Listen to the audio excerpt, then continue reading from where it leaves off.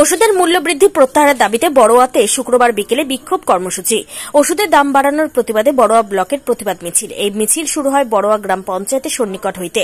বড়োয়া এলাকার বিভিন্ন জায়গা পরিক্রমা করে এই মিছিল বড়োয়া থানার সন্নিকট সমাপ্ত হয়।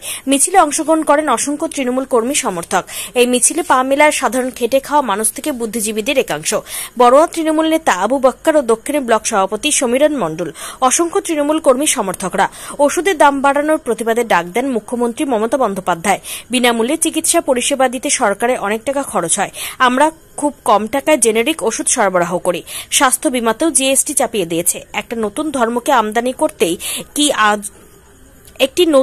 আমদানি করতেই কি কেন্দ্রীয় সরকার আছে? প্রশ্ন তুলেছেন মুখ্যমন্ত্রী। ওষুধের মূল্য বৃদ্ধি প্রত্যাহারের দাবি স্লোগান দিতে থাকে তৃণমূল কর্মী সমর্থকরা। বড়োয়া তৃণমূল নেতা আবু বক্কর বলেন, গরিব মানুষের সঙ্গে প্রতারণা করছে কেন্দ্রের বিজেপি সরকার।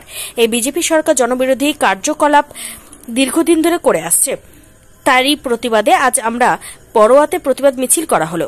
দলীয় নির্দেশ পেলে আমরা কেন্দ্রের বিজেপি সরকার জনবিরোধী নীতির বিরুদ্ধে বৃহত্তম আন্দোলনের পথে নামব। বিল পেশ করেছে, বিলটির নাম হচ্ছে ওয়াকফ সংশোধনী বিল। এই ওয়াকফ সংশোধনী বিল পাস করিয়ে ভারতবর্ষের যে সমস্ত মুসলমান সম্প্রদায়ের মানুষ বসবাস করছে তাদের মসজিদ, তাদের ঈদগাহ, তাদের কবরস্থান ওয়াকফ বোর্ডের মধ্যে থাকছে না। সেটা কেন্দ্রের সরকার তাদের নিজের ইচ্ছা মতো কোন একটা কর্তৃপক্ষের হাতে তুলে দিতে চাইছে।